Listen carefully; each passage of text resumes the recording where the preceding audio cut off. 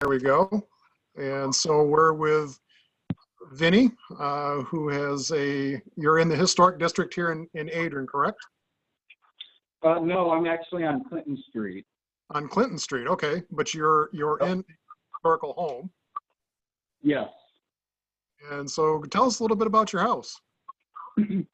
Well, it was built in 1889. The original owner, his name was Henry Pronett, and his wife, her name was Gertrude. And they built the home. There's actually a small Victorian cottage right next door, and that's also originally part of the original property. But as new owners came along, the land got split up, and now it's just its own property. But in 1896, Gertrude passed away of tuberculosis in the upstairs bedroom. And then Henry remarried a woman named Elizabeth Savage.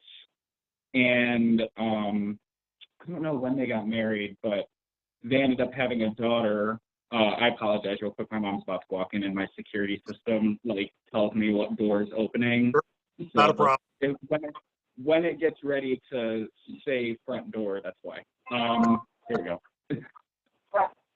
So, but I'm not sure when Henry and Elizabeth got married, but they ended up having a daughter. Her name was Ida, and she got married in the house to a doctor. And when Elizabeth and Henry passed away, Ida and David was his name, ended up getting the house, and they turned it into a doctor's office. And that's kind of where a lot of the, original character and a lot of the elements were kind of removed, and there were some modifications made to it. Most dramatically, it had asbestos siding put on, and then all of the gingerbread taken off. And the front porch used to wrap around, and they actually enclosed the side portion of it to accommodate a waiting room, because David was a chiropractor, and they kind of operated his practice out of the house. So that ended up being a waiting room in there. And then after that, it became a nursing home, and then it was sold to, a family that kind of didn't really maybe not have the means to take care of it. So it kind of went, downhill from there. And then, I ended up getting it, and now we're just doing a bunch of work to it to kind of make it what it was. Luckily, a lot of the original stuff is still left, and, it's just in bad shape. So we just got to clean it up and, sand stuff and whatnot. But, yeah, it's quite an adventure. Well, we've been following some of that on Facebook. You post a lot of things up, and some of the finds you've done with the stay-at-home order. You've been doing some work. Do you want to share some of that work that you've been doing? Yeah, sure. Here, I'll go ahead and flip the camera around if I can. There we go. All righty. So we'll go into the front room here. So right here, I've been sanding some of this woodwork down, well, scraping it rather, not sanding, but it had a lot of Minwax on it that was never wiped off. It just kind of was left to dry. So here's a real good example of it. It's almost like paint, if you will. So it was all over the bookshelf, and I took it all off of all of the egg and dart down here and everything. I didn't bother with the doors because we're replacing them. They were a cheap replacement done in the 50s when they, updated it, So, and then this is a 90s entertainment center shelving that we're going to go ahead and remove. And we're actually going to inlay green velvet in here all the way around. And then we're going to add wire-in sconces, and then put in some glass shelving and a marble top there with some etched glass doors. But yeah, this has been the most trying here, is all this egg and dart, getting all this stuff clean. So that's been fun. This is the one side of the French doors that I did right here. And then we'll go over onto the other side so you can see what I started with. Oh, yeah. Yep. I know what I started with. And you can see how all of this is just caked on that I had to scrape all off in there to work my way into here. And then, yeah, so this is the foyer. I mean, it's not huge, but they definitely indulged with it. So I got a lot of scraping to do in here. Luckily, the staircase is fine. It's just pretty much everything else like this. Has all of this stuff all over it. And when you look at the other side of it, you know, it's not as dark. So,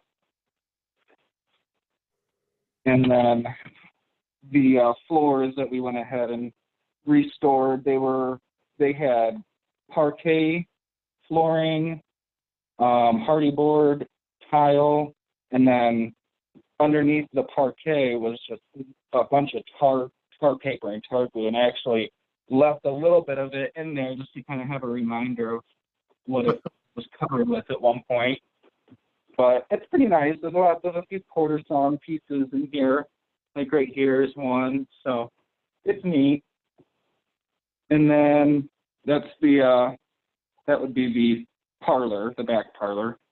Okay. Got the fireplace in it that $5,000 later works, thank God. And then what else? This is the sitting area with the light fixture and another chair. And this right here is what I was talking about with the side porch that was enclosed. So this is like the second front door, the side door. Mm-hmm. And when originally you look down in here, you would be able to see my neighbor's house across the street. But that wall was put up and everything. So underneath that drywall straight there ahead, there's actually a door frame under there. And there's actually a window under the drywall in here. But until we open this porch up, this is kind of just a catch-all room. So it's got my old TV in here and stuff. So. Sure. And then when we got the house, there was like an old mid-century modern, front door on and stuff. So I went down to the Gene Christopher building and rescued this door. And it was covered in paint. It was covered in dirt. It was really bad. But I scraped all the paint off of it. It took me about a year, but we got that hung up and installed, and that's similar to what would have been here originally. So it works, and it's got the doorbell and everything that you can ring. So, and then this is the newel post with the lamp and everything that we had installed. It wasn't here originally, but aesthetically, I really like the look, so we went ahead and wired it in and mounted it and everything. So it's actually screwed into the newel post here, so it's not going anywhere. Right. And then this is looking up the staircase with that light fixture there. Going up here, this is the original stained glass window that is one of the very few that remain. But it works. You can open it and everything. So fortunate to have that. And then this is the cat. This is the common area. Cat toys kind of take over. But this is one of the original gas sconces here. And then there's this light fixture up here that we have. So, and then just bedroom, kind of set up for a living room area. Sure. And then down that way is kind of used as a storage area because we haven't gotten to the upstairs quite yet, but it's just a bathroom and then a bedroom. And then down here to the left is the butler's staircase that faces down into the kitchen. So this whole area back here with the bathroom and this bedroom is pretty much considered the butler's quarters. And then this is the master bedroom. This is what that looks like. Very nice. So this would have been the bedroom that Gertrude died in. Kind of morbid, but it's what happened, and it's kind of creepy because sometimes this closet door will open by itself, and it's just really weird. Right. But there's like an original sconce, works and everything. And then the old Victrola and the old dresser and the original light fixture and everything. So that would be the master. And this is the only door in the house that needs to be swapped out for an original one, luckily. Very fortunate. Very fortunate. Yeah. Minus the front door, but we already took care of that problem. So one down, one to go. Right. And then, yep, looking down the stairs, this is kind of the view you get when you go to walk down the staircase. Sure.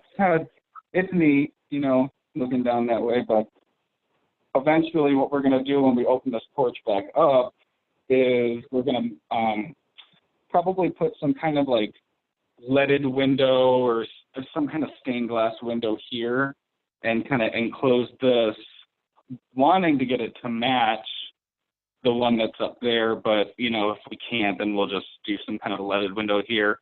And then we want to do common board that actually mimics the staircase here.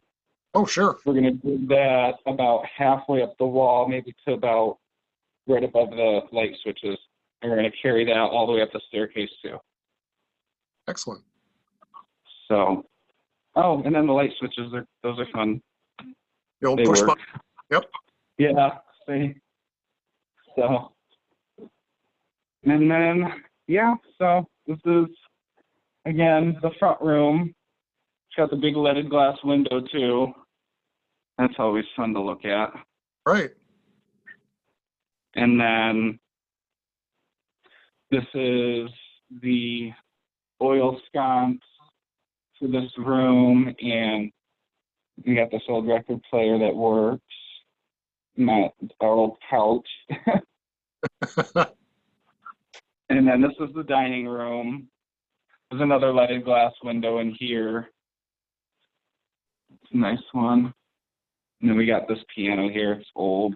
And then that light fixture, and got that buffet there. And then this light fixture in here, actually, I just got recently and cleaned it all up and restored it and stuff. So I only paid like $100 for it off Marketplace, but I just really liked it. A lot of people were like, it's kind of weird looking. I'm like, I like it. I think it looks like it would have been here. The decor, that's for sure. Yep.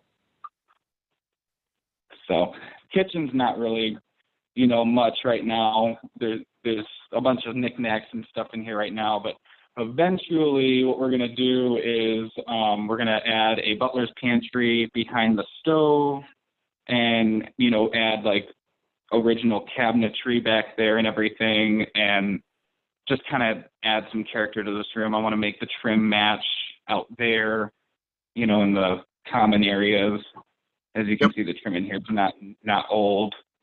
And then I want to do like a double stack of cabinets to the ceiling and crown molding and all that fun jazz. So we got plans for the kitchen too, to kind of add the character back to it while still being able to maintain a modern lifestyle. So that's always the thing with the old houses, is trying to find that balance between the old and the new. Make the living. Right. Well, Vinny, I appreciate you taking an afternoon here, a few minutes to give us a tour of your home. I know it's a lot of work. It's a lot of labor of love that you put into it. And I hope people that watch this and enjoy it as much as you do. Yeah, hopefully. You know, eventually we're going to make it a bed and breakfast, so it'll be able to be shared by the whole community and, you know, kind of get involved with some more things locally is the plan. Yep. Well, I appreciate this. Thank you for taking a few minutes of your time to show us while we're all in our stay-at-home, stay-safe mode. Yeah, no problem. Thanks for showing interest in getting a hold of me. Have a good evening. You too. Thanks. Bye.